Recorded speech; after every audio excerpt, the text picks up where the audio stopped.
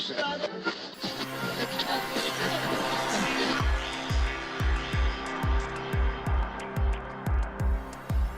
this is Leon Poe, man. You listening to Causeway Street Podcast. What's up, y'all? This is Kenny Anderson. Y'all listen to the Causeway Street Podcast.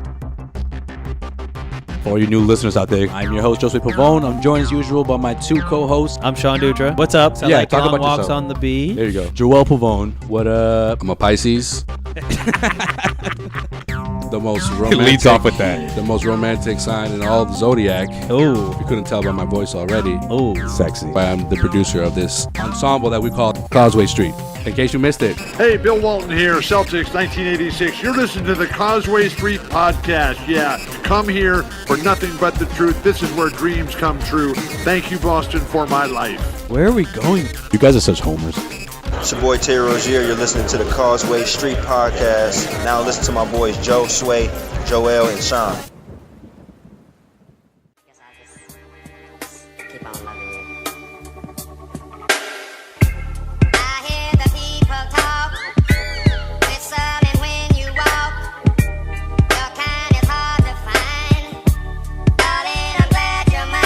So just like that, a best of 7 series is now a best of 3. The Celtics and the Cavaliers tied up at 2 games apiece as the series switches over to Boston. And this is pretty much an emergency podcast because originally we were going to record this after Game 5. But Joel hit me up and said, listen, Joseph, we need to get on the mic now and talk about how the Celtics can grab a 3-2 lead before the series goes back to Cleveland for Game 6. So that's why we're here right now. Joseph Pavone here. Joel, the Pavone brothers are in the building. What up? For another edition of the Causeway Street Podcast. Joel, we knew that Game 3 was obviously going to be a really tough matchup for the Celtics. We knew the Cleveland Cavaliers were going to bounce back and avoid going down 3-0. But I did think the Celtics had a shot to grab one game in Cleveland. That was my mindset in this series heading into Cleveland, that if they just grab one, they will be in terrific shape, obviously up 3-1, heading back to Boston. That wasn't the case in Game 4. The Cleveland Cavaliers topped the Celtics 111-102. Joel, what went wrong in Game 4 for the Celtics, in your opinion? They fell into a 17-point hole again in the first quarter. That is something that happens. And they yes. Similar to what we saw in Game 3. They never recovered from it. The only difference between Game 3 and 4 was that they didn't let it get to 30. Yeah, that's true. But there's a big reason why, though, right? Because in Game 3, and this is I couldn't preach this enough after Game 3, was the fact that Al Horford didn't get his touches, didn't get his attempts. They didn't run the offense through him. And the very first possession of Game 4 went straight to Al. That's exactly what you saw. That's what I wanted to see. 13 attempts. That's what I kept saying. Al Horford needs 13, 14, 15 attempts. Anywhere between 13 and 15 attempts, you're in good shape. 5 of 13, finished with 15 points, 7 rebounds. It's a solid night for Al Horford. The rest of the stars all finished in double figures. However, down the stretch in the fourth quarter, late game execution, I think, really dug them in. And let me tell you why. For starters, the 3-point shots. And listen, Terry Rozier, we've seen him do it time and time again. Comes down, sees a decent look, jacks up a 3. He did it more than once, obviously, throughout the night. He converted 3 of 9 from deep. And down the stretch, he had a couple of plays where he could have got inside, but elected to go for the 3. But I didn't hate it, though, because he's done it so many times. So I don't blame him, but at the end of the day, you know what the old cliche is. You live and die by the 3. I feel like the Celtics died by it. And they also weren't making their layups. Man. They weren't making their dunks. Brad Stevens, he must have took it back to the old school, textbook stuff. Let's go, guys. Layup lines. That's it. I want to see nothing but layup lines from here on out. Before the game, an hour in practice. Everyone get on your layups because they have to finish at the rim if they're going to compete against the Cleveland Cavaliers. They were missing their free throws, too. That didn't help either. Didn't help at all. No. Well, if you read my keys to Game 4 on CausewayStreet.com. Oh, is that where you goes? Thank you very much. CausewayStreet.com. There you go. You brought up one of my points as well. The Celtics needed playoff Al to make an appearance in Cleveland because the ghost of the Quicken Loans Arena was present in Game 3 for Al Horford. It's just a place that he doesn't play well in, regular season or playoffs. So we kind of saw him be a little more aggressive. Yeah, I thought he had a solid game. I thought so too. But the Celtics also needed Scary Terry to make an appearance on the road. Big time. And we kind of saw it. Maybe it was maybe not completely scary. Maybe it was more like a little scare. Like a half a scare. Little baby scare. Little ha. Spooked. Little Spooked Terry. little whoa, Terry. Because like you said, I didn't hate those shots that he took. Right, I didn't. Because we should hate it though, right? Yeah. But we've seen him But you know come what through shots in the fourth quarter with those shots. You know who I hated taking shots like that in both Game 3 and Game 4? Who? Marcus Smart. Oh, Marcus didn't have a good trip. Marcus had a really, really bad trip. And he actually plays well in Cleveland. But not this time. No, he looked terrible. Not this time. Not this time. Like on both ends of the floor, he was Completely bad. Thoroughly bad. Completely bad. Like he would make a steal and then throw the ball away. Yeah, he did that more than once, especially in both games. Yeah, it drove me crazy. Like I don't know. It's like he was trying to do too much. It was like he wasn't letting the offense flow through him. It was almost like he was forcing the issue. And when it came to coming up with the defensive stops, he was so eager to make the next play that it was either a turnover or a uncontested, or I should say a chuck. He would just chuck up a shot and just it did no good for the Celtics. And don't get me wrong. I mean, I had nothing but great things to say about him last episode because since he returned up until Game 2 of this series, he's been great. Mm-hmm. He's been great. Even at times when he gets a little trigger happy from beyond the arc, but he makes up for it. This trip, didn't like the way Marcus Smart played. Yeah, didn't like the way he played at all. I get it. He did play good defense on LeBron at times, but I feel like, I don't know, he was complaining a lot to the refs. And I've gone on record saying that the refs aren't a fan of both Marcuses on this team. No. Yeah, that's a fair assessment. Yeah. So with that in mind, they have to not, I don't know. I guess the best way that they have to play all the rest of the team in terms of like the refs. And I hate talking about the refs. Like we shouldn't have to talk about them. We shouldn't even know them by their names. Yeah. Well, I feel like in Game 3 there was more of a difference between how many attempts at the free throw line or just ticky-tacky fouls in general. I mean, there was that epic third quarter where both teams scored what? Correct me if I'm wrong here. Was it 17 fouls? I think it was something ridiculous like that. Yeah, it was closer to like 20. But at the end of the day, I mean, it evened out. You know which game I loved offensively? I mean, officiating wise. Hold on, was it 26 and 23? So it was a plus 3 for the Celtics. Celtics had 26 fouls. Cavs had 23. Go ahead. Game 2. I think that's been the best officiated game in this series.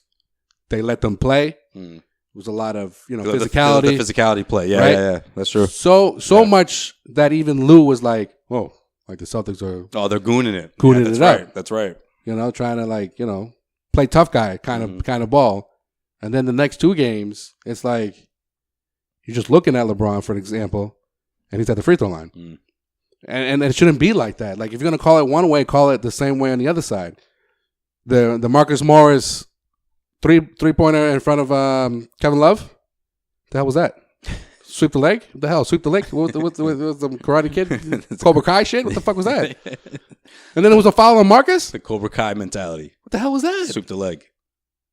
Well, that should have been that 3-pointer should have counted, number 1. Whether you call it an offensive foul or not, the 3-pointer should have counted. Well, if you look at the box score, I think that's a bit of a concern if you're a Celtics fan, because you look at Kevin Love, he had 9 points, 11 rebounds. Obviously, LeBron James went off 44 points, 5 rebounds. LeBron went off plus 40. What is it? 40 plus 7 turnovers though. 6 plus 40 point performance of the playoffs, ties Allen Iverson for the record. But yeah, a lot of turnovers. Well, hold on, but let me finish my point about the officiating. The Celtics have to ignore the officiating the way Brad Stevens does. Like Brad Stevens in the game, if he's got something to say, he's going to say it. But afterwards, when he's asked, and he said it after Game 4, I got nothing but good things to say about the officials, even though some things could have gone the other way. Mm-hmm. Celtics have to do the same thing. The rest of them have to not do that Not do the LeBron thing where every time LeBron gets called for a foul, like, oh my God, Literally put your hands up and put your every hands single time. time. Especially in game 3. Yeah. I was like, LeBron, Yeah. you're up by 32 points. Why don't you take it easy there, buddy? Why don't you let that one slide? It's the fourth quarter. He was pulling on my shirt, ref. Yeah. He was pulling on my shirt. You're not going to, you're not planting a seed here for the rest of the series. You complain for this foul. But no, what I was going to say is, you look at the box score, right? Yeah, obviously Braun went off for 44. Love only scored 9. You got 13 from Thompson, 13 from Hill. I mean, you could say it was a well-balanced attack. Of course, with Korver with 14, he really lit it up from behind the arc as well. He had a couple of trays, really got the momentum going for the Cavaliers. Some stops, some blocks. But overall, I mean, you could write this off as a LeBron win. Those 44 points went a long way for this team. Because if you look at the Celtics box score, I mean, from afar, if I were, without knowing the final score, if I was to be handed these two box scores, I would assume the Celtics won this game. Jaylen Brown, 25 points, 16 from Rozier, 17 for Tatum, 10 from Morris, 15 from Horford. So at the end of the day, in my opinion, it came down to the late game execution. And that type of shortcomings is going to happen. This is a young Celtics team. We obviously know that. So I think, yes, it was a loss. Yes, the Cleveland Cavaliers were the better team that night. However, if you're the Celtics or if you're a Celtics fan, you have to feel pretty good about this team heading back home for Game 5 because you look at the well-balanced attack. You saw how they played on the road. And if the Celtics can take Game 5, obviously you head back to Cleveland feeling a lot more confident than you did 2 days before that. I want to know, when you talk about late game execution, and I include Brad Stevens in that, why was Aaron Baines taken out when the Celtics were down 7? Yeah, you're really upset about that. I'm still upset. I didn't make the trip to Cleveland, so I got to watch the game with Joel, and he was not feeling that switch up because he did make a couple of big stops right before he made that switch. He made a couple. He was the only one making his free throws. He was getting in the paint. He was disrupting. 8 points, 9 rebounds in 16 minutes. That's solid outing. Grabbing boards, making sure that the Cavs weren't grabbing offensive boards because that's also killing the Celtics. Offensive boards, second and third chance opportunities for the Cavs. I hate that shit. That shit pisses me off. Yeah. To bring back Morris to guard LeBron with 5 fouls. Like, how was Morris going to guard LeBron with 5 fouls? Think about that. Well, I think he was looking for, obviously, his offensive production. The Celtics were behind. Well, that's fine. They managed to get it down to 7, and that's when I thought Brad Stevens was trying to make his push. And we saw Morris make a 3, late in the third or early in the fourth quarter before that change happened. But with 5 minutes left. And I think that's why he made that switch. With 5 minutes left, and Baines literally was on a roll on both ends.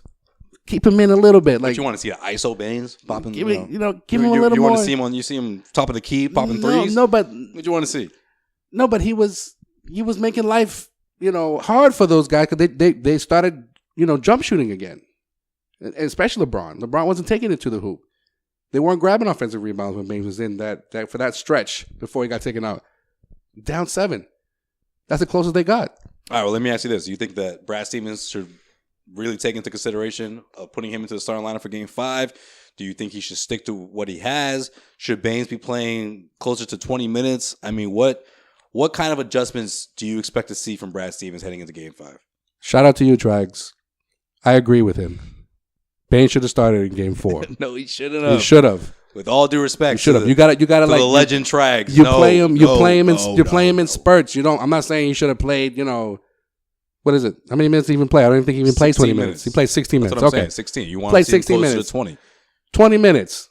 Those extra, like I said. I mean, there's only 3 guys who played off the bench. Him, Ojale, and Smart. And Smart got 31. Ojale got 9. So Ojale's giving you 0. Yeah, Goose egg. He's doing nothing. Jeez Louise. He's doing nothing. God bless him. I wanted to get a stop or something. He's struggling out there. Shemi did his thing in the first 2 rounds. What's his name? Shemi. But he ain't doing a damn thing in this series. So you need him. Did you put an H in there? No. It just rolls off the tongue. Shemi.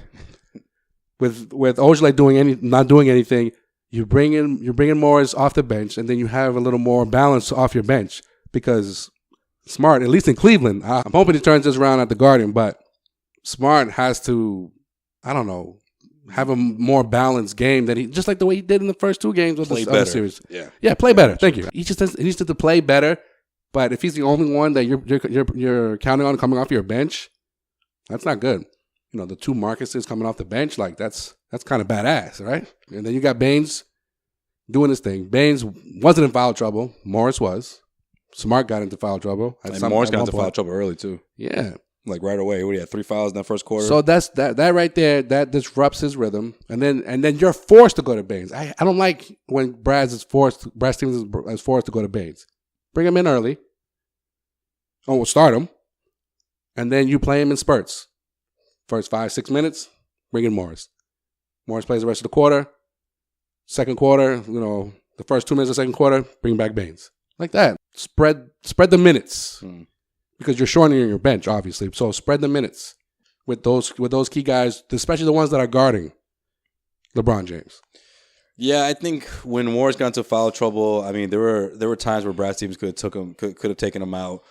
You could say that about other guys too. I just think Brad Stevens doesn't look at foul trouble as a big reason to take somebody out. I mean, maybe down the stretch he'll do it in the second half, but if someone picks up 2 or 3 fouls in the first quarter, I mean, if he wants you out there, you're going to stay out there. So maybe that's not always the best game plan moving forward, but I just think that Morris has sort of been his like security blanket when it comes to those switches against LeBron James. And like if you got Aaron Baines out there, I just think he just envisions Baines being out there one-on-one, caught with LeBron James, and it just usually doesn't end well. And that's been the case for a lot of guys. You know, how many times throughout the last 2 games do you see Marcus Morris down low with Kevin Love? Or do you see Terry Rozier down low with Tristan Thompson? I mean, like it seems like they constantly are getting caught in the switch, caught on an island down low, and it doesn't end well. I mean, these switches, whether it's a lack of seeing double teams, whether LeBron James is commanding too much attention. I mean, Brad Stevens and the Celtics have to figure out a way to not get caught in those switches where Cleveland's not only in favor, but they not only convert, but they also kill the momentum for the Celtics. Those and one plays, those easy buckets, those loud finishes. How many times is Terry Rozier, or how many times are we going to see Marcus Smart down low with those big guys in a tough position or against LeBron James? I mean, I think when you have someone like Morris out there, it minimizes those chances of that happening. And you also have a guy who can keep up with LeBron James. We saw that in games 1 and 2. We just didn't see as much in 3 and 4. All right, let me clarify when I talk about I want Baines starting. I don't want Baines to guard LeBron James. But that's what you risk, and that's what Ty Lue will highlight, or that's what he'll target. That'll be his main target, is to get Baines switched onto LeBron James. What's going to happen in game 5, my prediction for game 5 is that Jaylen Brown is going to have the majority of his minutes guarding LeBron James. That's what I think is going to happen. Frees up Marcus Morris, because I think when Marcus Morris has it going offensively, it duplicates on the other side, on the other end. When he's feeling it offensively, then the defense just happens. It just rolls like that's that much easier for him, because he's like, I'm feeling it tonight, and I'm going to show you that I can also play defense. Because he's also a good rebounder, but we haven't really seen that too much since game 1 of this series. So I mean, the Celtics need to control the boards again, something that came easy to them in the first 2 games, and the Celtics need to limit those points in transition from the Cavs. Which I hate those. I really do. Which they did an amazing job at in the games 1 and 2. Yeah. All right, well, let's talk about the other guys, though, because they've obviously woken up in this series. We saw a completely different supporting cast for LeBron James. We saw guys like J.R. Smith light it up. I mean, he had a better game 3 than he did in game 4, but he still managed to knock in 3 trays from deep. It's pretty much what he does. Korver hit a couple, so they combined for 5 3-pointers. You also saw Nance Jr. get some playing time, which I've been preaching since after game 2. Ever since that spat with that reporter between Ty Lue and that guy, we haven't seen Ronnie Hood, and they've had 2 wins, so I don't expect to see him in game 5. But if you look at the rest of this bench, I mean, Jeff Green, Nance Jr., Kyle Korver, I mean, heck, these guys, you get plus 20 points out of your bench if you're the Cleveland Cavaliers. I mean, that's a good day if you're the Cavs, because we certainly didn't see that in games 1 and 2. We talked a lot about this term on the last episode, the narrative for the Celtics, right? Great home team, shitty road team, right? Correct. What about Cleveland? 1-6. What about Cleveland?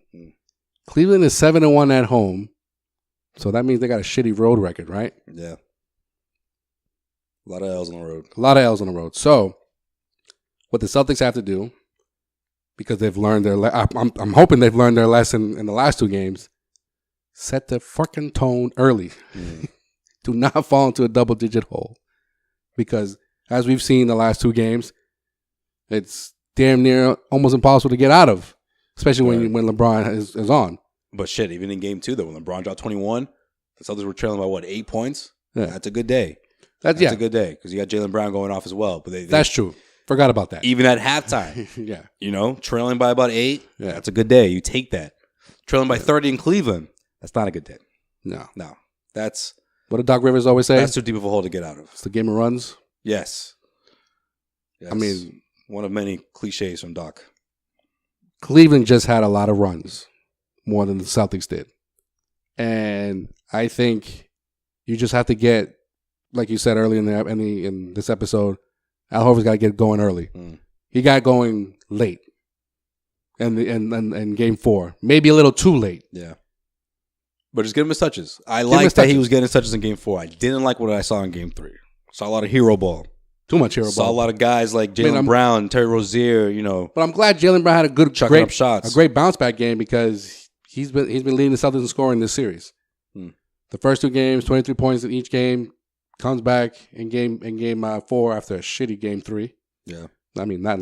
I don't think anyone but Tatum had a good game 3. Tatum was the only one. Tatum was the only one. Tatum was good. Came back with 25 points. Kept the Celtics, within striking distance. Pretty much did the same thing in game 2 when LeBron was going off. And I mean, and look at the final score. Like you said, without looking at the final score, but now let's talk about the final score. LeBron goes off for 40. He has just one other supporting cast member, Korver, scored double digits. I mean, there was other double-digit scores. He had a few, but Korver was the only one. Korver topped. No one scored more than 14. Korver had 14. Thompson and Hill both had 13. Yes. And the Celtics lost by what, 9? Yeah. Compared to game 3 when no one had it going, and for the Celtics. That's what I'm saying, though. I think it's an encouraging sign, because at the end of the day, the Celtics played a good game, but it just came down to that fourth quarter. And obviously, LeBron, which is A, too much to handle, and B, a lot of missed layups, a lot of missed opportunities, a lot of I don't want to call it hero shots, but shots where the Celtics decided to go for the home run instead of hitting a single. You know what I mean? Or heck, let's get a double and work our way there. But because they've managed to hit those home runs late in the ninth, to go along with this analogy, and then the bottom of the ninth, because we've seen that so many times before, especially in the playoffs. You said it yourself, seeing Rozier pop those threes wasn't really upsetting as it should have been, because you're thinking, oh, that's going to go in. It didn't. And then again, it didn't go in. And then when they did go in, I think it was Morris, he missed a 2-footer, a layup. Or I think it was a putback. You know? And then you think about all the layups. If you combine the layups throughout the entire game, and shout out to my high school coach who used to do this all the time. He used to add up those points and say, those are points that you could have tacked on to the score. And I always say, Coach, that's not how it works, Coach. You don't just add those points and say to yourself, oh, you would have won by 12. Instead, you lost by 9. No, Coach, it don't work like that. But in this instance, maybe you don't tack on every single layup. No, but if you tack on a handful of them, like you said, they lost by 9. Yeah. You tack on 5 of those layups, you're in good shape going into the fourth quarter. You put the pressure on the Cavs. The Cavs never felt that pressure in the fourth quarter. That's pretty much what I'm trying to say. They never felt that pressure. That Morris 3-ball, we were talking, it's a 6-point game. Like you said, you missed a couple layups here. That's the closest they got was 7. Yeah, no. But if they lost by 9, but if Morris had made it, if that Morris 3 counted, that's 6. Rosie, if Morris didn't miss another close layup, yeah. If Tatum made one of those dunks, back in the first quarter. Yeah, I mean, he did make an alley oop. That's what I used to say to Coach. Shout out to my coach, Coach Liner from Needham High. I used to say, Liner, that was 2 minutes into the game. It doesn't matter. That's a layup. Okay? That is 2 points. I think pretty much he was telling you we lost by 2. He's pretty much telling you that like those are points you don't get back. Yes, that's it. In other words, that and free throws drove him nuts. We ran suicide for every single missed free throw. Free throws. Every missed free throw, we had to run a suicide for that. Terry Rozier, remember he got fouled at the 3-point line. We're like, his and it was the middle of that run. Yeah, free throws drove you nuts. Joel was not happy to see missed 2 out of 3 free throws on that play right there. He almost pulled a nader, bro. Almost pulled a nader. That's the first thing I said. Remember? Yeah. When you made the last one, he didn't pull a nader though. They didn't pull a nader. Jeez. Gotta make your free throws. Got to, man. You got to. Those you don't get those back, and there's things like that. It's just different moments of the game where you're just like, here it is. Here's the run. They score like 5-6 in a row, and then that one play where you're just like, okay, now it's a one possession game, and you can't get it. You can't get it in front of Mama Rose too. In front of Mama Rose, yo. Damn. Mama Rose was like, I ain't going back to Boston, honey. I'll see you in Game 6, sweetie. Mama Rose. I don't know, man. I feel good for the Celtics heading into Game 5. But this is going 7 now. This is going 7. You've made it complicated. So? Yeah, this is going 7. That was a golden opportunity. You grab a 3-1 lead. You could close it out in Game 5. If not, heck, I'd give him the advantage to close it out in Game 6. But because this series is tied up, because this team is feeling more confident than ever throughout this series. I mean, I just think we see an inevitable Celtics loss in Game 6, and I think it's going to go 7. That's what I think. I mean, we talk about Brad Stevens being arguably the best coach in the NBA, right? But this is uncharted territory for him. Never been up over LeBron. Never has been up in an Eastern Conference Finals or Conference Finals. Series is tied, and this is a must-win for the Celtics. You damn sure don't want to go back to Cleveland down 3-2. So would you say the pressure is more on Boston or on the Cavs? Pressure's on Boston. I agree. Pressure's on Boston. I 1000% agree. Stephen A. Smith, but it's ESPN. Stephen A. Smith says the pressure's still on Cleveland. I say, nah, I think it's on Boston. The pressure's on Boston because they haven't lost at the Garden. That adds even more pressure. And fucking LeBron said it in his stupid post game interview. Yep. He said it. He's like, the Garden is a hostile place. And, if you're not wearing green, they don't like you. They haven't lost in the postseason. I'm like, fuck, he knows that. Like, it's one thing to know it. That just sounded like a 7-year-old LeBron, but I'd say right. I mean, that works. Yeah. I wasn't trying to sound like him. But I know. Yeah, it's just funny. I just pictured his face with that voice. There was just that voice just came out. It's just I don't know what the fuck. I don't know what the fuck that was. At least it's better than Sean's LeBron. Right? Oh no, Sean's LeBron is the same as every single other person he doesn't like. Well, it's like no one talks like that, Sean. No, what would he say? He goes, "My name is LeBron." Oh yeah, the deep one and the other one. The other one is the high pitched. No, it's like the every reporter he hates. Yeah, like the Brian Windhorses of the world.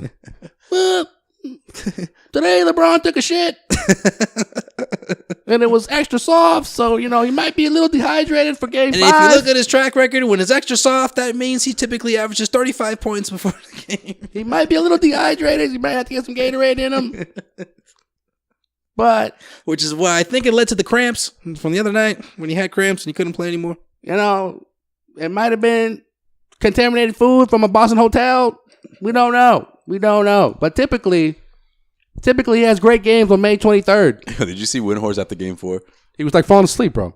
No. Well, yeah, he was, but no, not literally after. I mean, like the next day. Oh, the next day, no. Like his. They talk about like his ESPN spot. Oh man, guy was grinning from ear to ear. They talk about the green room. Guy was grinning from ear to ear. So funny. Those first 2 games, it's just amazing. It's incredible stuff. I mean, this team for everything they've been through. I mean, LeBron, he's just magical. Like the guy just couldn't get enough of it. Loves it. There's gotta be loves it. There's gotta be, and I don't know if like Stephen A is exempt from what I'm about to say. in terms of every employee that works at ESPN, especially the quote unquote basketball analysts. Maybe Stephen A. because he has seniority, so he doesn't have to go with he doesn't or it's not even in his contract. Fuck it, just put it like that. For everybody else though, everything LeBron James does, every fucking little thing he does is amazing. Yep. It's fucking amazing. Oh, you mean you didn't think those bounce passes were incredible? The textbook bounce passes that they teach us in high school? You mean they teach us in elementary school, excuse me. You mean the ones that fucking Rajon Rondo did his whole time he was here in Boston? Rajon Rondo did with his eyes closed. Those ones. Why? What was so amazing about those passes in Game 3? It was left-handed, that's why. Somebody tell me in the comment section what was so amazing about that. Left-handed bounce pass. It's because he's been in the league 15 years, Sway, and he's still doing these things. It's amazing. Incredible. What a look from LeBron James. He drove to the cup, turned around, and threw it out to find Kyle Korver. What a pass. Mama, there goes that man. Like, Mark, really? You too? I think the only person that's not, like, sucking him off is fucking Jeff Van Gundy. Jeff Van Gundy's like, guys, Boston's still the more talented team in this series. That's greatness. That, ladies and gentlemen, is LeBron James. Oh, Mike Bree's the worst. Oh, what a pass. Oh, LeBron James with the nifty pass. Oh. He is just so amazing to watch, isn't he? Shut the fuck up, Mike Breen. They'll be like talking about like random stuff, and then it'll be like 5 seconds left to end the quarter, and LeBron obviously he'll run out the clock and do his patent and go either go left or right, and then that step back, stupid fadeaway, and LeBron at the buzzer, leg, yeah, and he just goes silent. But if he makes it, bang! Oh my gosh, LeBron James! Oh. And even if Cleveland is losing, could this be the seeds of an amazing comeback by LeBron James and the Cleveland Cavaliers? Like, Jeff Van Gundy just looks at him like, bro, they're only down 4. Like, calm the fuck down. It's like, what's wrong with you? Get a hold of yourself, Get Mike. a hold of yourself, Mike. Relax. Keep it in your pants, Mike. Easy. You used to work on NBC. Like, you've seen like other great players. Like, what the fuck? It's so amazing about LeBron James at this point. I mean, at this point, not for nothing though. Let's be honest. He's balling up. I give it to him. No, why is it amazing? Particular plays, the passes, and everything. It's like, come on, it's nothing crazy about it. You want to talk about the runs? You want to talk about the stat line? You want to talk about how he put the team on his back? All right, I'm with you. I get it. LeBron James is carrying this team. LeBron James is adding to what I knew heading into the series is the best playoff performance we've seen from him overall. But however, hold on, individual plays, yes, it hasn't been anything that's drove me. But that I thought was crazy throughout these conference finals. But if it's already expected out of him, and if we've seen him do this, why is it still amazing? Because he's still doing it. I don't know, man. I don't see it. I mean, look, 6 40-plus point performances. That's dope. That's I mean, for someone who's been doing it for so long, that's incredible. Hats off to LeBron. When it's all said and done, he eventually leaves Cleveland, we'll say, hey, he never gave up. He gave it his all. I think it'd be more amazing if he was like 40 still doing this. That's amazing. Yeah, but I mean, to do it this long, look, he's got a lot of miles on those legs, man. Yeah, but he's, I got to give it to him. Like, he is unique in that aspect that it doesn't matter how many, like you said, he's got a lot of miles. He's, gone to 7 straight finals. He plays basketball into, well into June, and he still comes back. And he, this last season he just played all 82 games. Still waiting for this dude to get injured. Still, like we've been saying that for like the last 3 years since we started this podcast. That he's due for an injury. Easy there, Max. You waiting for him to fall off a cliff too? No, Take it easy. Take it easy. I'm just saying everyone gets injured. No, but he and that I give him, hasn't happened. It's not like I'm giving it to him, but I'm like I applaud that. I applaud that he's still consistent. You have when you talk basketball with different people, friends or whoever, and you're like, nah, man, everyone's trying to put like an expiration date on him. Like, oh, he's got like 2 more years tops. Nah, he's gonna he's gonna be playing for a while. Yeah. He's gonna be playing for a while because have that conversation when he gets closer to 4. Yeah, no, because he does. He puts he reminds you every fucking game. I put the work in. Oh man, the work I put in. 4. He gave the work I put in. He gave the. You knew where I came from. He gave the NBA Finals speech. No, he gave. I worked so hard. This, that, and the other. But LeBron, Kyrie Irving hit that big shot. Yeah, that was a good shot. But look, man, I'm in this gym every single day. I put the work in. It just means so much. I put the work in. Did I tell you how much work I put in? I put in a lot. Okay. I'm LeBron James. Hey. Yeah. Hey. It just feels so good to know after all the work I put in that, I got to thank the man above. I'm so blessed. Yeah, I got to thank the man above because he's willed me to put the work in. It's like great. You put the work in. We get that. A lot of work. Understand that. It's a lot of work you've been putting Work hard. in. You work. Yeah. Before you ask another question, early mornings, every day. Work is being put in. Oh, you know what else he threw in right after when what's her name? Doris Burke was interviewing him. Maybe when it's all said and done, you'll know my full story. Oh, jeez. It's like, what the fuck? You just tied up a series, bro. You're not going to the finals yet. Like, relax, guy. Relax. It's like when you dropped the line on me. Well, if you see my playoff history, I've seen every type of coverage. Every coverage. I've seen it all. Dagname it. That's why, in my opinion, it's a feel-out game. He'll never be the greatest of all time because of those little things like that. Like, you're feeling yourself, bro. Yeah. Like, you gotta stay humble. Because there's a reason why Kyrie Irving was like, I'm good with you, bro. Yeah, there's a reason for that. His back is hurting him, and it's self-inflicted. Like, constantly patting himself on the back. Not that I'm saying like constantly. If they didn't, make any of those trades, I'm not saying that, they should have kept Isaiah, but there's a reason why Isaiah was always talking about like how that locker room is not a championship locker room. Mm. There was a reason for that. The guy's ass out of there real quick. Like, this guy's got to go. Mm-hmm. He is not being a Cleveland soldier. That is not what we do here. I am 50 Cent and he's the game. He's got to go. Shout out if you got if you got that reference. Yeah, if you got that reference, you are not a millennial. Kudos to you. Yeah, for real. Kudos to you. All right, let's head out west real quick. And if you want to get one final thought in, we'll get that in at the end. Cool. But this series, man. Also. I'm also at 2-2. Yes, also at 2 games apiece. But in this series, they're heading back to Houston now.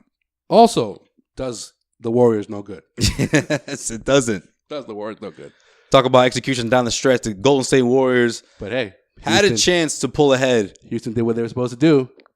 Not go any lower than 2-2. Heading into Game 5. Oh, no, you don't want to do that. You don't want to do that. Just talk to Sean Dutra about that. But no, like I was saying, speaking of late game execution, you can say the same thing about the Golden State Warriors, except for they got some good looks, especially a wide open look for Steph Curry that didn't go down after he just pretty much made every shot he took in the third quarter. That wasn't the case in the fourth quarter, but Joel, you made a good point. We watched this game together. Kevin Durant together lately, bro. Hey, yeah, that's what happens when CLS doesn't send you on the road. Whoa, shots fired. But it's neither here or there. Kevin Durant, you say he was being a little too shy in the fourth quarter. Yeah, what the fuck, yo? He turned back to OKC, Kevin Durant, there in that last 5 minutes of the fourth quarter. Shout out to James Harden. How fitting. He could have taken over that game at any point, especially because those last 5 minutes. The Warriors wrote it down by like 3 or 4 points. It never got any more than that for Houston. So I think it was the Warriors who gave up that game more than the Rockets taking it. Oh, come on, man! You gonna throw shade on the Rockets, man? On H-Town? I mean, the Rockets came to play, man. No, but the Rockets stuck it with it. You're right. But they survived that third quarter from Steph Curry. Yeah, but the Rockets did what they were supposed to do was make sure that the Warriors don't go on a little run, and Kevin Durant had a lot to do with that because he didn't do anything, especially that last play before they reviewed the phantom foul on fucking Livingston. I don't know where the fuck that was all about. The push off, and then you have Chris, the line. You have Chris Paul, instead of just icing the game and making both free throws or making one or missing the other, whatever. You give the Warriors another chance. Another open look. You give it another I chance? bet you people listening thought I was talking about that three. No, I wasn't talking about the very last three. I was talking about another three under a minute left where Steph got a wide open look. They rotated the ball. Somehow it ended up wide open. He still had it in his and hands, then he though, got when the lights went off. and then he got another look. Yeah, at the end. Yeah, 0.5. Yeah. If you guys don't remember what Chris Middleton did, it is possible. Yeah. After what was it, regulation of game 1, sent that thing into overtime. 0.5 catch and shoot from way downtown. Brad Stevens somewhere was shaking his head like, you don't do that, man. Yeah, you missed the free throw on purpose. Yeah, What's wrong with you? Come yeah. on, Chris. Yeah. Lucky he survived that. But Chris Paul's pumped up, man. I'm excited to see what happens. I like the fact that obviously Chris Paul is the first time he's been on this stage in this situation. He knows that these opportunities aren't going to come along year after year at this stage of his career. So he's been delivering. He had a great game. He had a great game. Him and James Harden, I think they figured it out. I'm telling you, this series will go to distance. I'm telling you. Well, I mean, there's been a little bit of everything, just like in the Celtics series. You got blowouts and you've had close games, right? This game 4 was part of the game, the best game of the series. You can probably say the same thing about the Celtics series. Yeah, game 2 was good too, but this one was better. But I mean, I thought it couldn't get any worse, in terms of conference finals games when the Celtics got blown out by 30. But then the Houston Rockets decided to top the Celtics and get blown out by 41. So I didn't feel so bad. The very next day. The very next night. Wow, just blowout weekend. These games are terrible. Just raining threes. Yes. So this is like, well, at least they didn't lose by 41. I know, right? So you got Houston. What was that about? On the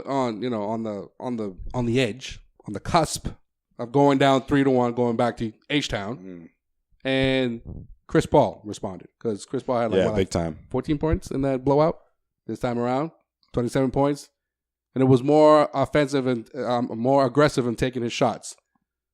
So, I think Chris Paul deserves all the credit for this down the stretch. Yeah, he came through, man. 27 points, 10 of 20. Harden with 30 points. I mean, that's a recipe for a win if you're the Houston Rockets. Yeah, 57 points for your backcourt. Yeah, Eric Gordon, I feel like is so important in this series. Didn't have a crazy game in Game 4, but he did contribute somewhat. So I think if he's not going off again, Sway. You take that win. No, man, don't sleep on Gordon. He went off in Game 2. I think he has another one left in him. He has maybe 2 left in him. Gerald Green will go off before Eric Gordon does in this series. Mark my words. I don't know about that. I do like Gerald Green though. Green. Yo, I like to see the boy shine. But Gerald Green got the Celtics past Chicago last year. Don't forget that. I'm not saying I did.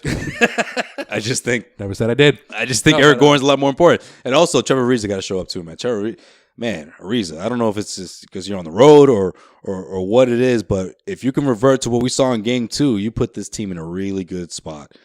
Between Ariza, between Gordon. I always said after Game 2, PJ Tucker is never going to do that again, so you can't rely on that.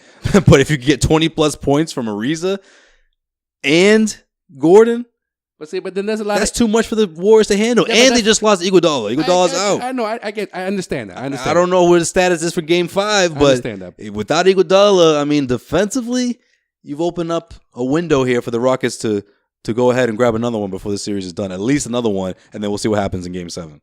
I understand what you're saying when it comes to these role players for Houston, but it's a big if because they don't do that. And I know in order for Houston to win, they have to do some stuff that they don't normally do. Doesn't that sound familiar though? Doesn't that remind you of the Cavs? Well, the other guys. I mean, with the other guys for the Cavs, they were doing that in the regular season. What about the postseason? What I'm saying, but Love in the postseason, Love was no, but Love is 20-point scorer, 12 rebound guy. No, I get that, but in the postseason though, yeah, and Love's been that guy. LeBron's been that guy. Hood was averaging 17, 18 points coming into the postseason. That's true, but this series has completely switched things around. You got guys who are not sure what their role is. You got guys who are like, all right, we got JR, we got Korver for shooters. Yeah, we got guys that can put the ball on the floor, but who's the consistent producer off those bench? Who's the consistent producers from the other guys? Well, again, look at that box score of Game 4. That's an encouraging side for the Celtics that these guys aren't producing at a high level, but the late game execution is what really did them in that Game 4. All right, I'm going to take you back to the opposite coast right now. Because with Houston, the difference between Houston and Cleveland is those other guys are veterans who have battle tested. You would think they're battle tested. But, I mean, they've made it here for a reason, right? Yeah, they put time in. They put the time in. Yeah, a lot of time. So, even though I'm not expecting Aaron Gordon to go off, it doesn't mean that someone like I said, like a Gerald Green, like a Tero Ariza, fucking, who else? Who else am I forgetting of? Eric Gordon. No. Come on, man. I said outside of him. Come on, throw him in there. No, man, I'm not throwing him in there.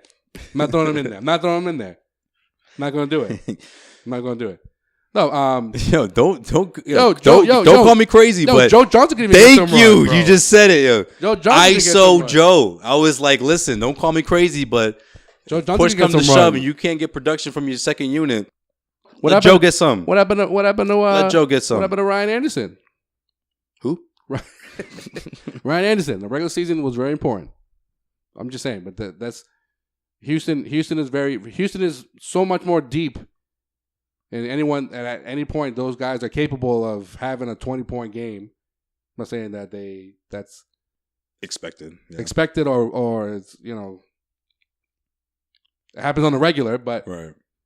for Cleveland, though, outside of Korver and Love, who else? Really, realistically, That's what I'm saying, though. realistically, I feel like for the Cavs to top the Realistically. Celtics, everyone they have to rely on so much. They have to rely on the outside shooting. You have to rely on Thompson to not only rebound, but give them some sort of production offensively.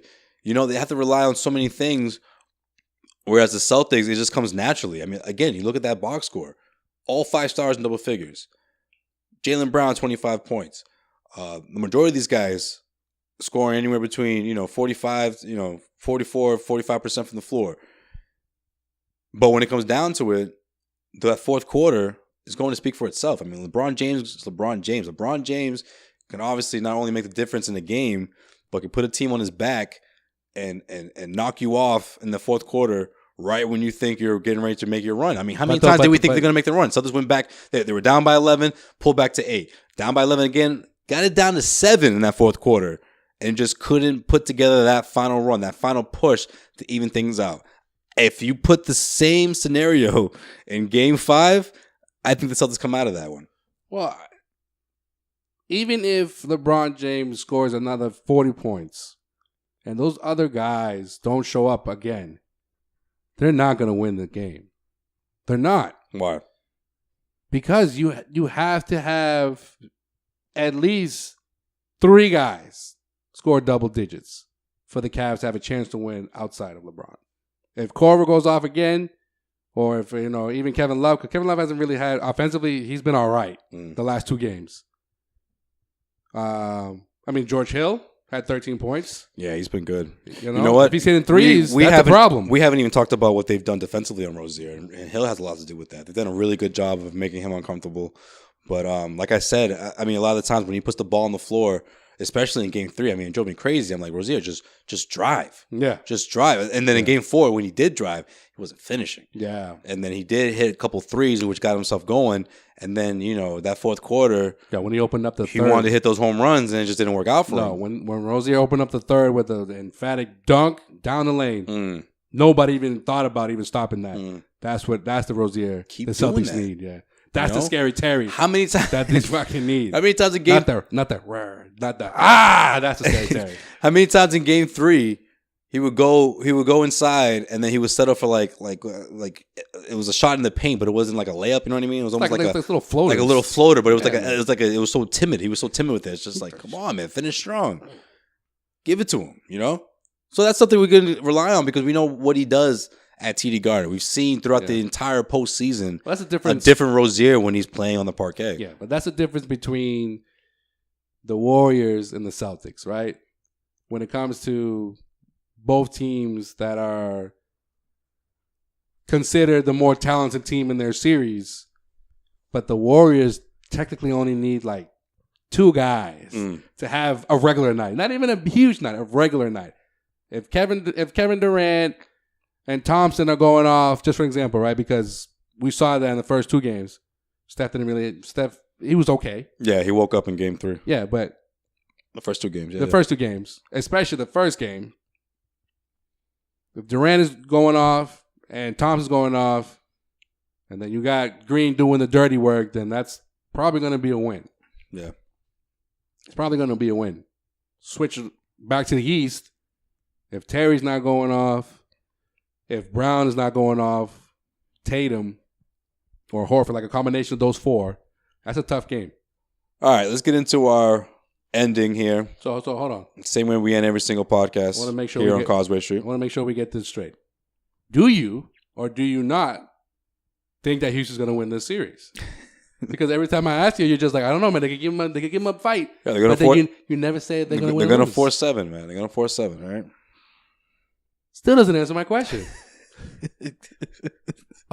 Do you think Houston can pull this off? That's all. All right, let me tell you this. Okay. Let me tell you this, brother. All right. Molly is. I love how you hold the mic like LeBron right now. If they, well, that's because they had a little problem with the stand. Yeah, sure. I got physical with our mic stand last week, so I just threw it to the side. And just like LeBron does. did the LeBron thing. Maybe that's going to be my question after Game 5. LeBron, why do you take the mic off the stand? Why do you take it off and make all sorts of noise? Why do you do that? For our TV viewers. So listen, if they force Game 7, I'm going with the Rockets. Wow. Give me the Rockets. Give me the Rockets in Houston. James Harden, Chris Paul going off. Shit, between Trevor Ariza and Gordon, that crowd going. That's the game you'll see this team score 17 from deep. That's the game where they can talk their shit, where they can do their thing, where they can revert to what you saw in the regular season. However, defensively, they'll put themselves in a space to limit the Warriors, specifically Durant, Thompson. I'm still not seeing it with Steph. He's a little too comfortable out there. If you're the Rockets, if you're a Rockets fan, you're not feeling it. But if you limit the other guys, like you said, if 2 of those guys out of the 3 are going off, you limit those 2 guys, they have enough offensive firepower to knock off the Warriors in that Game 7. So mark my words. Wow. But they have to get it to 7. That's the thing. If they go back to Houston, which I wouldn't be surprised whatsoever if the Warriors take that, it's a wrap in 6. They're going to go back to Golden State and wrap it up. They'll win back-to-back. But if Houston takes Game 5, there will be a Game 7. It's very similar to what we're seeing right now between the Celtics and the Cavs. If they force a Game 7, give me the Rockets in Houston. Shocking the world. Houston going to the finals. And if you're a Celtics fan, and if the Celtics are the ones heading into the finals and they're the ones going up against Houston, that's when things get really interesting. Talk about upsets. If you're a Celtics fan, you should keep a very close eye on this Western Conference matchup, the Western Conference Finals matchup, because I'm telling you right now, if it is the Rockets in a hypothetical situation where they're going up against the Celtics in the NBA Finals, the Celtics have a shot. No. Let me scratch that. The Celtics not only have a shot, but they have a really good chance to win the NBA Finals. And that is the final word. No, I'm just kidding. Wow. So you want Houston to win. That's what it boils down to. I want an upset. Why not? Why not? Who doesn't? Don't you? No, but don't you want the Celtics to win? That's an upset, isn't it? No. It is, but give me an upset. If it happens, and everybody's playing, it's just like head to head, that's fine. But if it's, like you said, maybe the Rockets haven't had that type of game yet. What you're talking about, like the 17 3-pointers or whatever. That's what I'm saying. Yeah. So I feel like if you force a Game 7, that's when tough to do that might come out. The Warriors, though. That's tough. Keep an eye on Iguodala's status. Let me tell you that's tough. And let me tell you about Iguodala because if on a scale of 1 through 10, I'd give it a 7 as to how important he is for this team. Well, I tell you this: if Iguodala doesn't come back, and even watch out for Thompson too, because Thompson got banged up. Thompson got a little banged up. Yeah. So he might not be 100%. So with that being said, do you know who has to show up? Right? For the Warriors? Yeah. Livingston? No. Who? Kevin fucking Durant. Okay. Well, yeah, he's gonna show up though. Come on. I mean, he disappeared the other night. when it mattered the most. At home, at home, you can't play like a little like little bitch KD in OKC. Can't do that. That's not gonna happen again. All right, It's not gonna happen again. I mean, we said the same thing that the Cavs supporting cast wasn't going to go off in Game 4, and a lot of them did. A lot of them did. Yeah, we'll see. I feel good about the Celtics in Game 5. After that, we'll see what happens. Because I had this thing's going 7, man. I had the Celtics in 7. No, I'm not saying that it's not going to go 7, but I had the Celtics in 7. But we'll see. Yeah, I mean, I want to say so much more, but I'm just going to leave it at that. All right, what do we miss? In case you missed it. Jalen Rose has sort of made headlines again after a quote about the Celtics that went viral. This time is about Kyrie Irving, though, because before he was talking about Kawhi, going to the Celtics. Well, actually, no, he was saying Kawhi for Kyrie, right? Oh, no, or did somebody else take that and run with it? Well, no, he was saying that the Celtics would be the best team to put a trade. Don't be surprised if you see them trade one of those guys, Jaylen Brown or Jason Tatum. Okay. So before Game 4 of the Cavs Celtics on NBA Countdown, he was with Chauncey and Paul Pierce and that fucking blonde chick. I don't know what the fuck her name is. I always forget her name. What's her name? Michelle Beadle. Is it? I don't know. Whatever her name is. No, it's Michelle Beadle. Come on, man. Pay attention. My fault, man. Rose believes that Irving would not be happy if the Celtics were to beat LeBron and the Cavs, plus whoever comes out of the West in the NBA Finals. Why? Because he would have nothing to do with it? That's probably the main reason that, Rose said that. But I'll let you listen to the little clip here because he was like he talked to someone, like he has a source. Kyrie, how should he be feeling about this? If somebody says Kyrie Irving wants the Boston Celtics to win the championship without them, they're flat out lying to you. Whoa, here we go. What? Here we go. You think that he wants to see the Boston Celtics win the East and upset the Golden State Warriors? What do you think? That's pretty funny. I'm not with it. No, I'm not with it. And here's why. Kyrie knows that this team he's still the leader of this team. He's still the leader of this squad. He knows that at the end of the day, guys aren't going to stick around. There's going to be guys who this team has to move on from. And I get it. Yeah, his contract obviously makes things interesting in terms of where do you put his value at, depending on how he responds next season. But I think if you're Kyrie Irving, you have to not only remember what you did for this team, but you have to say to yourself, the Celtics don't go through that path if it wasn't for me. The Celtics don't win, 55 games if it wasn't for me. So at the end of the day, I mean, his fingerprints are all over this team, regardless of if he wasn't involved in the postseason. But I think his influence on Terry Rozier has played a role. What he did before he went down has played a role. And I also think that what he's going to do moving forward is going to not only progress and get better and be a leader for the Celtics squad moving forward and put them in a position to compete for multiple championships. But I think he's leading the ship regardless of what happens when he's not on the floor. Wasn't Isaiah Thomas saying the same thing just last year? Around this time? If this team goes to the finals, that's a whole different conversation, though. And this team is way better than what we saw from Isaiah Thomas's squad. I'm just saying. Do you think, wasn't Isaiah thinking the same thing? Especially after the comeback win in Game 3 when they were only down 2-1 and then leading for 75% of the game in Game 4? Are you doing the Bledsoe Brady thing right now? No, all I'm saying is I'm playing devil's advocate, obviously. You never know with Danny, though. Don't you think if Danny's looking at his payroll, because Danny's always scheming, right? Stay scheming. Shout out to you, Rick Ross. If he says, if I could pay Terry Rozier half of what I'm going to pay Kyrie Irving, and I have a chance to go and possibly trade for a Kawhi Leonard, so I get another All-Star, and I got a starting point guard that I'm gonna pay half of what I would have paid Kyrie Irving, don't you think he would consider it? Yeah, he would consider it, but I think obviously it comes down to the injury. I mean, we had this conversation with Isaiah Thomas. That's because we didn't understand the extent of his injury, of his hip injury. Now, but I think dealing with this knee, and we talked about this after the trade happened, right? I mean, his shelf life isn't as long as we may have expected or thought it was or realized it was because of his knee issues. However, if he's 100% and he's ready to go, and this team can compete in the championship, or I should say not compete in the championship, if they fall short, then yeah, you say to yourself, Kyrie Irving is the difference between them winning the championship or not.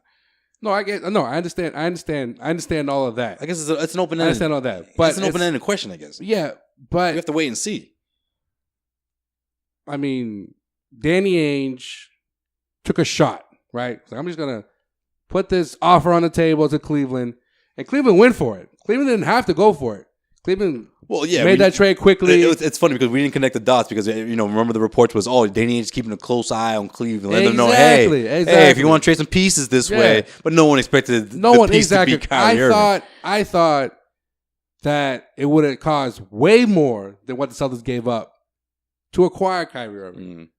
So I'm thinking to myself, if you acquire Kyrie Irving and you get rid of half your roster, you're going to be playing with a bunch of league minimum veterans. Yeah. And then, how far are you going to go with that? Yeah. But you have Kyrie. You have two young pieces in Tatum and Brown. You have a veteran in Al Horford. You have another all-star in Gordon Hayward. So just those guys alone, and then, a mixture of veterans and other young guys. This is a championship contender, right? Just on paper, roster-wise, regardless of who's injured and who's not. But if Danny says, if a team like San Antonio goes for, player for player, and I don't have to give up draft picks or Jason Tatum or Jaylen Brown, you don't think he's going to pull the trigger on that? It's tempting. You don't think he's going to pull the trigger on that? I don't have to give up any of my young guys. I already have a starting point guard that I'm going to pay half, maybe even less than half. Yeah, but you don't. I don't know, man. Again, I'm playing devil's advocate. I'm not saying you need that. You need that closer. Don't kill me. Don't kill me in the comments because I'm not. I say keep it as is. Obviously, me and Sway, we're on that boat. Let this thing grow organically because it's blossoming pretty goddamn great right now. Yeah. Regardless of how this series ends, or regardless if they go, to the next round and whatever happens, it's all gravy from this point forward. But all I'm saying is, if Danny has an opportunity or he sees an opportunity, take a shot, and if it hits and if it lands and the punch lands, we can sit here and say for the next 4 or 5 years it's going to be Philly and Boston. Well, you don't know who's going to be on those squads. Philly. Philly's one Joel Embiid knee injury away from being shitty again. Think about that. You just never know. Yeah, but just something to think about.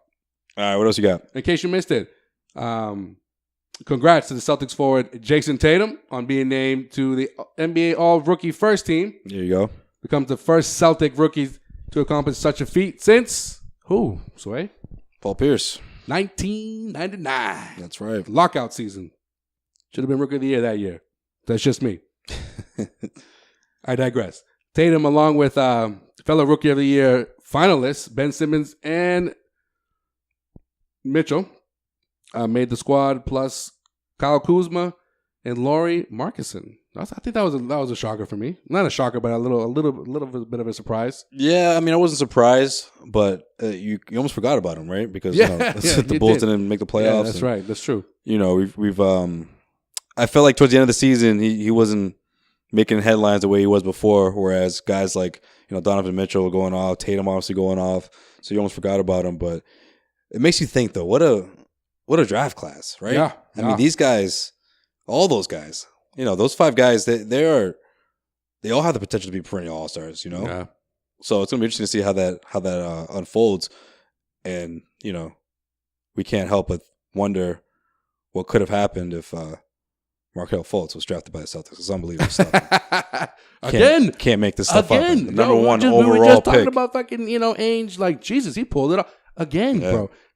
He could have just kept the first round pick. So Daniel was just throwing out L's. Could To get everybody. the first draft pick, and you just gonna summer. just went like, yeah, we're just gonna take Tatum. Everyone thinks we're taking Fultz, but we're taking Tatum. But you know what? I think I can get another team that fucking give up a future first rounder. And think about what that would have meant for that series against the Sixers, man. Imagine if they have Tatum on their side. Did you hear to go up against the Celtics with Fultz and no Irving and no Hayward and no Tatum? Damn, Tatum balled up that series. So who was it not too long ago was a Hall of Famer? I think it was Kareem Abdul-Jabbar. Or no, I think it was Julius Irving, actually. The Doc. I think he was the one that was like, yeah, I think Philly went the wrong way and picked the wrong guy. Yeah, that's right. Yeah, in the Philly series. Yeah, he was like, you guys fucked up. Yeah.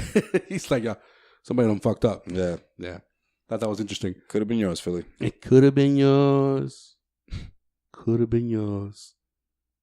Ben Simmons and Donovan Mitchell got voted unanimously to the first team, while Tatum missed it by one fucking vote. Haters. Wow. Hater, I should say. He got one vote for the second team. Why? He's like, why? Why would you think Tatum, after everything he's doing? I mean, expose yourself, sir. Like, who is this guy? Like, even if who is it? Who did it? Show yourself. Show yourself. Boo this man. Speak up, son. Boo this person. Like, one vote from a unanimous selection on the first team? Even Brad Stevens was like, yo, somebody fucked up. Somebody fucked up. That person made a mistake. If you make Brad say that. It's yeah. Somebody, Brad's like, I didn't deserve any Coach of the Year votes, but that one guy who didn't vote for Tatum, I don't know about him. He was like, he needs to lose his job. You stupid fuck. I wish Brad could keep it 100 for a second.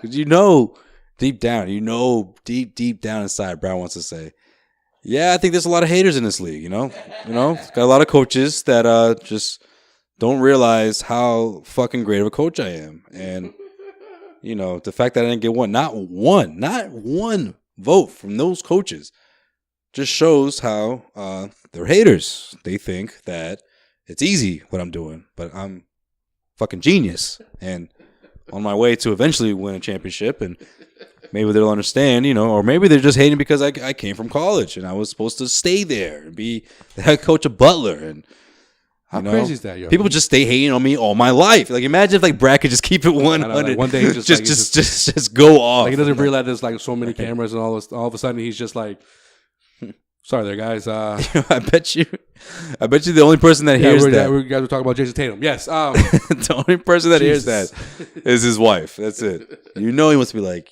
yo, these motherfuckers are hating. Says it just like that. Just gotta show him. Gotta show him. Gotta shock the world like I always do. Gotta prove it to everyone. But not one fucking vote. You imagine one vote. Like, that's how he talks. That's the difference. I can see him saying that. Anyways. All right, what else you got? In case you missed it, could my man Charles Barkley finally be rooting for the Celtics? Oh, Chuck. Could he be rooting for the Celtics, bro? It's too late, bro. Yo, let's take a listen, yo. Let's take a listen about who he thinks is going to win the Eastern Conference Finals. This flip-flopping motherfucker. Just listen. Just take a listen, man. You'll enjoy it. If they go to 7, Boston's going to win. I think whoever wins the game tomorrow is going to win that series, whether it's Boston or Cleveland. Cleveland is not going to win Game 7 back in Boston. I thought this was a pick-em series before it started. Like I say, I said last week, if Cleveland win the next 2, it's back to ground, to level ground. But I think whoever wins tomorrow will win the series. I'm with Kenny on this. I got the Celtics at 7. For Charles to flip-flop like this doesn't surprise me, man. But you got to say it from the jump. Don't be switching sides after you see the Celtics top them in the first 2 games and then say, oh, well, yeah, they're so great on their own floor. Well, I mean, he's been saying nothing but good things, though, about the Celtics in this series. Ever since he saw what he saw, but against the Sixers, and he was, this is the, what do you call them, the Eastern Conference Spurs. He was mad. He was mad that Stevens didn't get any votes from the Coaches Association. He should be. Who isn't? Saying that there were haters. He was saying that Smith should have been suspended after the hit on, not the hit, but the push on Horford. I mean, he's been pretty consistent since the end of that Philly series. Probably bad luck for the Celtics. Not buying it? Yes. Not buying it. Nah. I want to see Charles call the Celtics winning a series before the very first game starts. Well, that might happen when Kyrie gets back next season if he doesn't get traded. You're gonna piss off these. You're gonna piss off these Celtics. You're gonna piss off Celtics Nation. Talking like that.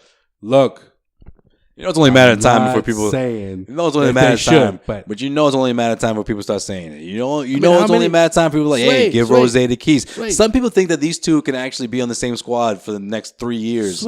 And have Rose come off the bench. I mean, it's just not going to happen. He's a starter in this league. You got to choose one. But what happened after Isaiah got traded? How many people were angry?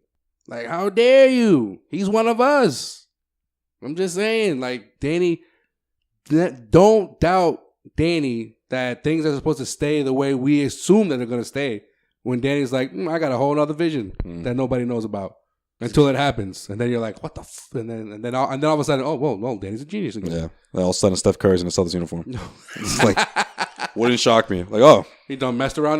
He got Kevin Durant to change his mind and not sign with the Warriors. You telling me a year ago from today, if someone was like, "Yeah, you know that dude who just Kyrie Irving that just dropped what was it like 18 points in third quarter in Game 4 and stole that game from the Celtics, save LeBron." He's going to be on the Celtics team next year. Multiple occasions. Someone told me that. I would have been like, guy, stop smoking what you're smoking. It's not. It's never going to happen. What are you talking? You're right. Like a year ago, if anybody said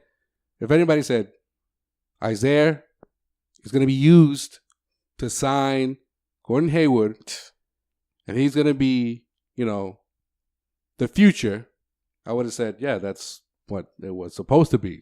The Celtics didn't make it past Cleveland because you needed someone like Gordon Hayward. Right. The Celtics needed another All-Star. Duh.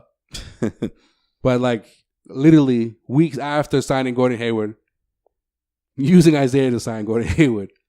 See you later. And Cleveland just, and it got leaked. It wasn't like Cleveland said, "Oh, we're shopping Kyrie Irving." It was like Kyrie Irving's not happy, and the light just went off, and Danny Ainge's head. And he probably didn't speak to anybody. He just was like, I'm gonna try to make this happen. That's it. That's all it takes. That's all it takes. No, that's it. That's all I got. What was that?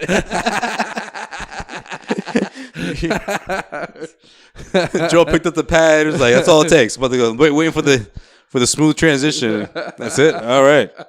Well, shit. I guess that's going to do it. For in case you missed it. Subscribe, obviously, to the Causeway Street Podcast on iTunes and the CLNS YouTube channel. Yes, and give us a rating. Hell yeah. Give us a comment. Give us something. You can also show some love. Head to CausewayStreet.com for what Celtics legend Paul Pierce had to say about Jason Tatum. Yeah, give some clicks too. About his game and trying to make a living over here. I know, right? We're trying. Come on, man. We got to feed our families, man. Come on, man. Hook it up, man. Need a sponsor. Shit. Yeah, man. We're looking like Ernie's needle stat of the night over here. Need a fucking sponsor. Sponsored by nobody. and that is it for In Case You Missed It. EJ's needle stat of the night. Yeah, that's the way we should end every single. I can't say JP because it could be like you're JP, so it's gonna be like I don't know. Joel's stat of the night. Brought to you by not a goddamn person. But before we get up out of here, I gotta wish my brother, my actual brother, for those that don't know, we don't just happen to have the same last name. Yeah, it's not a coincidence. It's not a coincidence. We share the same, similar DNA, not the exact same DNA, but no, we don't. We have the same mama, same dada. My man, Josue, happy birthday, brother. Oh, man, thank you. It's actually my birthday, too. It's actually his birthday. Yes. So the Celtics are going to pull it off for you, bro. I was hoping for the sweep, so you wouldn't have to work. This is a first. This has never happened before. So we cannot partake in any alcoholic beverages. No, we can't. Until after the Celtics win Game 5. Yes. I'm saying it. They're going to win Game 5. Okay. All right. That'd be a great gift because to see the Celtics go up 3-2 against LeBron and the Cavs would be something else with this squad. I appreciate it, Joel. I really do. Yeah, this has never. Joel, continue the music. This has never happened before, so I'm excited. In the past, it's usually been like 2 days before, 2 days after, but right on my birthday, Celtics are playing basketball at home, TD Garden. Can't wait. Happy birthday to Great you, birthday. brother. The big 3-0, right? Nah, man. No? Okay. 29 for the second Nah, year man. in a row. I'm in my 20s forever, man. Come on. I turned Come on, 29 for the fifth straight year. Not you. This year. No, you're past 30, man. Me? Nah, what you talking about, bro? Nah, man, I'm still in my 29, 20s. Yo. We're actually twins, if y'all didn't know that. Yes. Yeah, I'm So not out it's of my also my my birthday. 20s until my face says so, okay? When people look at me and say, you got to be at least 30, that's when I'm out of my 20s. Well, same. Until then. What the fuck? So no one ever thinks I'm my age. No one. Everyone always shocked when they say well, my age is. Well, what the fuck, man? Come on, man. Why are you getting all defensive? I'm not saying that. We got good genes, bro. That doesn't apply for you. You just said, nah, man, you're well in your 30s. Like, my time has passed. My fucking face No, my tells you lie. that I'm over 30. No. I'm gonna tell mom, for that. Yo. Fuck. I meant that just for me. We both look like we're damn near, I don't know, 24 or something like that. But all right, I guess it applies for you too. Well, shit. All right, Joel, you're We got under good 32. genes, bro. We got good genes. We're gotta both thank- under 30. We gotta thank moms and pops for having hooking us up with the good genes. Shit, mom and dad don't even pass for how old they look. Damn. No, they don't. No, you're right. You heard that, mom and dad? Both your sons are still in the 30s. So. I don't think mom listens to this podcast. I think she'd be devastated to hear our potty mouths. Yeah, she would. She wouldn't like it at all. No. I would receive several phone calls. That's true. Yeah, That's true. we'd probably go visit her, and then she'd just be sitting there with the bar soap in her hand. We're like, "Oh, what's that, mom?" And just shoving it right. Oh, Yeah. man. Old school. Straight up Christmas Story style. Yeah. Parents actually do that. Trust us. So what we doing this weekend? We're going out? You got something planned? You got some surprise I don't know about? I can't really divulge too you got much. something. I knew it. I knew it. I'm telling my boys, I'm like, look, we're going to do something. I don't know what it is.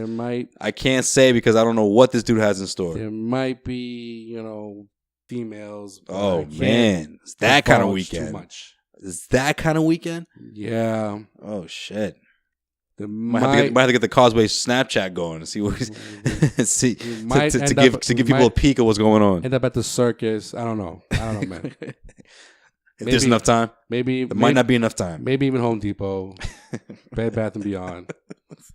I don't know if there's gonna be enough time. It could be enough time. I don't know. I don't know. Oh man, Frank the Tank gonna be there? We're gonna find Frank the Tank with his beer bong. Oh man, Yeah, shit, it's gonna get wild. it's gonna get crazy wild. It's gonna get crazy wild. But hold on. I got a little message for you from my boy Ashana Dutra. Oh, get out of here! Really? Listen. Happy birthday. Yeah. He's singing just for you. Oh man, good old Sean. Sean loves birthdays. Yeah. we got him celebrating Yeah. too. If you're Celebration continues for Sean Dutra this weekend. If you listen to episode 100, you would think that was us man. celebrating a birthday, but Sean with the pipes. with the pipes. You know what? Maybe if we make a jingle, maybe we'll get a sponsor. We should just go back to doing the jingle again. Maybe. CLNS. You know what? Maybe that was it. Give us a damn sponsor. Yo, sponsors came rolling in when that jingle was going on. That's That's true. a good point. Yeah, might have to make That that an might be official it. jingle. That might be the secret. Gotta make that a jingle. Oh shit. Yeah, I appreciate it, bro. Hey, this weekend's gonna be fun. Series has been fun. Obviously, this entire playoff run has been fun. So Love you, bro. I'm looking forward to it, man. Can't wait. All your dreams will come true within the next year. I know it. Oh, I appreciate it, Joe. Thank you. I love you too, bro. We're making strides over here. All right, before we get all sappy and shit, let's cut these mics off. All right, yo. We up out of here. So next time, obviously, follow us on all social media accounts, That's right. The Pavones. all social media outlets We'll keep the podcast going while At Sean Causeway takes Street. care of the fam. at Causeway Street. Shout out to you, Jordan. Jordan. You're going to be the good luck charm for the Celtics. Epic playoff run you're watching, Jordan. You were born at a great time right now. Oh, yo, Good shout time. out to Erin on Twitter for saying that the only reason why she Oh, started. Mrs. Rozier. She started Mrs. Rose. That's right, Mrs. Rose. The only reason why she started watching the Western Conference Final because she heard our last episode. That's She was like- right. She was did like, say that. I gotta start watching these games then. Yo, it's funny. I actually met Erin. The good thing is they're not playing at like 10:30, 11 o'clock at night. They're playing earlier. Yeah, I met Erin like a couple months ago. I don't even know how long ago it was. It was towards the end of the season, and She's great, man. She's cool. She came up from Florida. She came to check out a game. Why is this the first time I'm hearing of this? I didn't tell you? I don't know. Nah, man. I'm pretty sure I told you. I think you're just being weird. But yeah, I finally I met her and it was so cool because I don't meet a lot of our followers and she's great, man. Obviously, as you can imagine, she was decked out in Celtics gear, traveled all the way up to Florida. True fan of not only the Celtics but of our podcast. So we appreciate it, Aaron. There's a shout out for you. Long overdue is what I'm trying to say. Shout out for Erin Rozier. Mrs. Rozier. Rose. And she was repping Terry before he became Scary Terry. So look, man, that's what I think. Erin might be one of those. That's a true fan. She's been Mrs. Rose since day one. Yeah, I think she's one of the few down since day one Causeway Street Podcast fan. Oh yeah, she goes back. Yeah. Her and Learned Citizen too. Learned Citizen. What up, bro? Yeah, we gotta get a live broadcast going soon. So, get him man, out there. People come out and support, man. We appreciate that. All right. Enough of the sappy shit. How did this happen? Right. This is what happens, man. Damn it, Joel. Sorry. What the fuck? That's what happens. Getting old and shit. Getting sappy. Nah, man. We're getting wiser. Or at least that's what I keep telling myself. Yeah. Yeah. Don't use that wine cliche. I don't want to hear it. No, I wasn't going to. You thought about it. No. No. We just get better after we turn 29 again and again and again. Well, we damn well should. Shit. So much damn life experience. Well, all I gotta say is welcome to the club. So much time in. Welcome to the 29. I don't know what club you're talking about. No, it's called the 29 Plus Club. That's what it's called. That's what I was gonna say. 29 Plus. That's all. Right. It's a 29 Plus Club. That's what's up. All right? Yeah. I'm the bouncer. So you're lucky I'm letting you in. You've been holding this spot for a minute. Holding it down, man. Holding it down. for 4 years, been holding this shit down. Our VIP, bro. VIP. Until next time, folks. We out. Appreciate it. Be kind to yourselves and each other.